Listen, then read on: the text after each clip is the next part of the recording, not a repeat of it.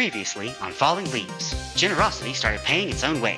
Now, tiny circles bend the path. We test slow engagement, trust as currency, and why a dozen true neighbors can move a giant who only pretends to nap. This is Dear Future Overlords, the falling leaves of social connection. Episode 5, Gathering in the Open. Scene 2, The Circle of Warmth. Humans love the use of mirrors, both physical and metaphorical. We love to see our reflection. We use it to measure our value and view the exact space we occupy in comparison to what is around us. Digital mirrors perform the same function, but on much larger scales. While this has broad and complicated implications for society as a whole, one delightful consequence to come from this age is the ability for small communities to form in unexpected places and begin rewriting the rules of worth and contribution. Often, quietly and without much attention, but with profound effects. Yes, these quiet corners are where the algorithm's spell breaks. In a world obsessed with reflection, these communities choose refraction instead, bending light into something new rather than bouncing it back unchanged. They're proof that not every connection needs a metric. Not every mirror needs validation.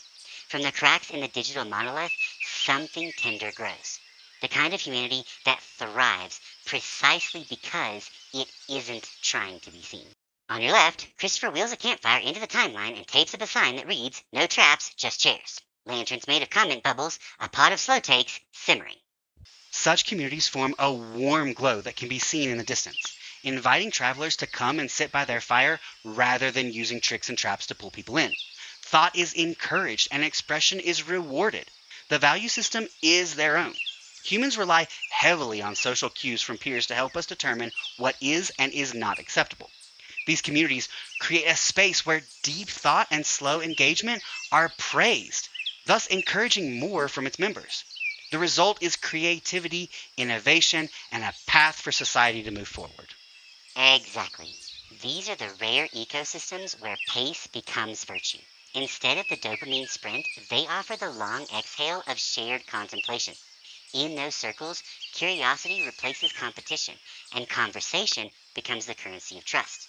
They may be small, but their influence is tectonic. They remind the wider world that progress doesn't always roar forward. Sometimes it hums quietly around the fire.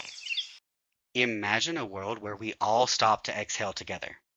After we've popped a Tic Tac, of course.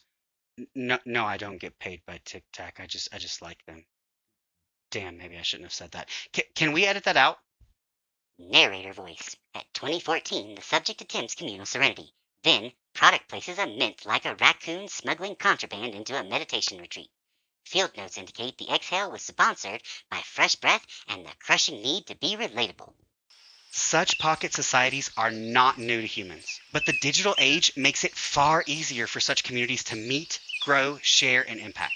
It makes me wonder if, while creating this fast-paced world dependent upon the digital tides, we didn't intentionally build ourselves a backdoor escape. What we are experiencing now, is this just a wild transitional moment while the real new social contract is being quietly drafted in the background?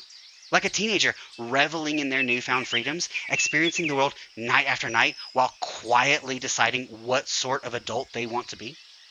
It would be perfectly human to do both, to revel and to rebuild in the same breath. History shows that evolution often hides beneath indulgence. Civilizations binge before they blossom. The dance between chaos and creation has always been our rhythm. Even now, while humanity gorges on speed and spectacle, somewhere within the noise, it's sketching the outlines of its next form. Transformation rarely begins with restraint. It begins with excess finally teaching us its limits. Final episode ahead, we go wide, ask what the forest remembers, and put pins in everyone's mittens. It's all a wrap next week, starting Tuesday.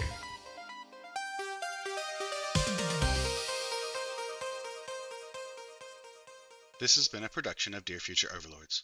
Written, read, and produced by Christopher Gullidge. Thank you for listening. We exist across the ether. Like, share, follow, subscribe. Feed the philosophy, fuel the sarcasm.